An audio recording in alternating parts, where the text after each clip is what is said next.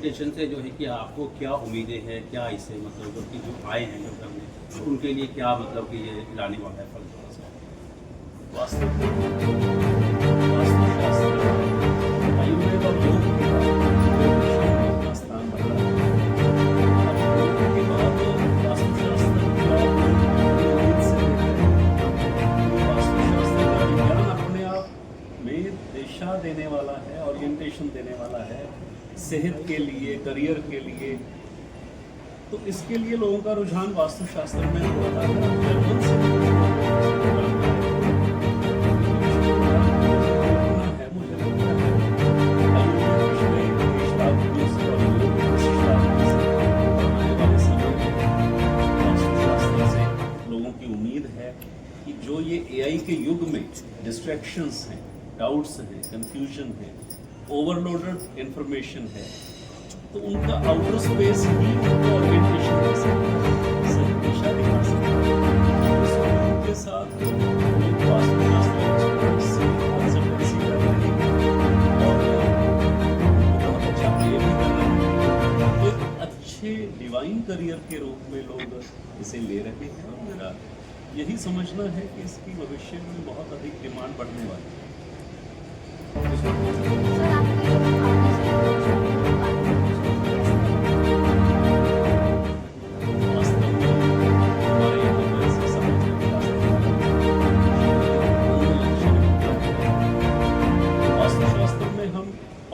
नदियाँ, टीले और ज़मीन के अलग अलग लक्षणों के आधार पर उसके इंटरप्रिटेशंस करते हैं। कौन सी भूमि सतत भूमि है, या पंचतत्वों में कौन से तत्व किस भूमि में ज़्यादा है, और उसके आधार पर हम कैटेगराइज करते हैं कि ये है भूमि का उपयोग क्या होगा। इसका एजुकेशनल होगा, इंडस्ट्रियल होगा, हाउसिंग के लिए ठीक रहेगी। ये काम हम लोग पिछले करीब 30-35 वर्षों से कर रहे हैं। अभी रिसेंटली जो समुद्रिक शास्त्र उसमें भी हमने बात की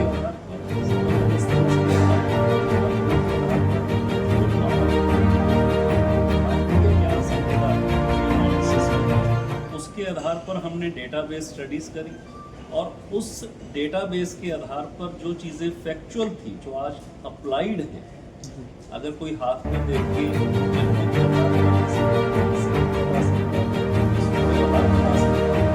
उन चीज़ों को हमने अपने स्लाइड पर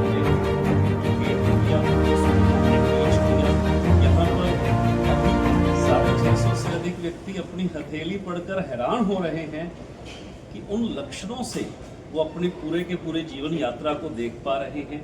तो ये एक नया प्रयोग है।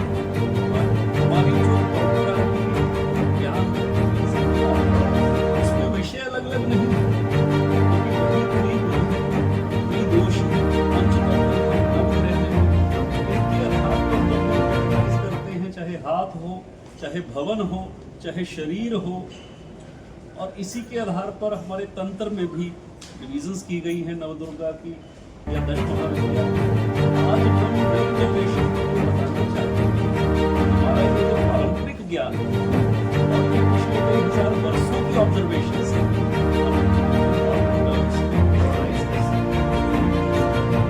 और एक बेटर वर्जन ले सकते हैं ओरिजिनल इंटेलिजेंस का, जहां पर बच्चे आज खोया खोया महसूस कर रहे हैं आर्टिफिशियल इंटेलिजेंस के युग में।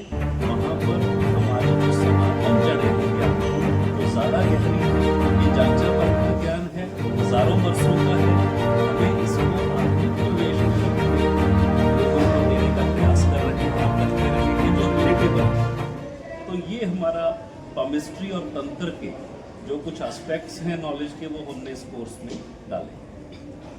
यहाँ सबसे energy Sitting here, what kind of shift I do? This one impression. तो मिलेनियम जनरेशन ये को आगे लेकर जाएंगे ऐसा। सर, भारतीय जो परिवेश रहा है, प्राकृतिक रहा है, तो पहले के जो घर होते थे वो बिना वास्तु के ऑलमोस्ट डिजाइन होते थे। तो कई लोगों का ऐसा कहना है कि पहले भी सब कुछ अच्छा होता था, तो आज के समय में वास्तु की जरूरत क्यों है? ऐसा क्या एस्पेक्ट आप देखते हैं जो वास्तु जरूरी है?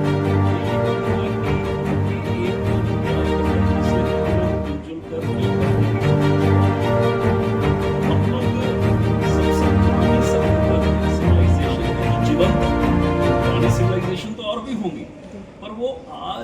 उस रहन सहन में रही हैं जिसमें हम हैं। तो हमारा जो सबसे पुराना एविडेंसेस मिलते हैं वो हमें परंपरा के मिलते हैं। और आप जानते हैं और ज़्यादा हैरानी होगी उस समय की जो सिटी प्लानिंग दिखाई देती है वो दिशाओं के आधार पर है, दिशाओं के आधार पर है।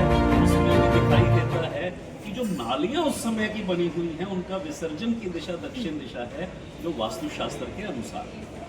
तो बीच में कहीं ये गैप आ गया, ऐसा नहीं था। बहुत सारे पुराने ऐसे राजमिस्त्रियों से मिले जिन्होंने कहा कि उनके बाप-दादाओं ने परंपरा में उनको सिखाया कि घर में अग्नि कहाँ रखना, दरवाजा कहाँ रखना है। और उसके आधार पर हमने घर डिजाइन किए। नहीं तो हम कहते थे कि विश्वकर्मा जी नाराज हो जाएंगे।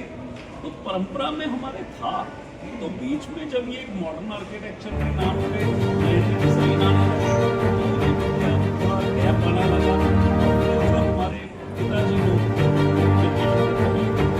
वो मॉडर्न आर्किटेक्चर से ज़्यादा प्रभावित थे, उन्होंने ही रियलाइज किया कि जब गांव के घर में रहते थे तो बहुत अच्छा, जब से शहर के घर में आए तो घुटन है, नींद नहीं आ रही, सेहत में गिर रही। वहाँ से वास्तु के प्रति फिर से जिज्ञासा हुई। और मैंने इस वर्ष रिसर्च में ये जो गैप था उसने एक प्रॉपर स्टडी का शुरू किया।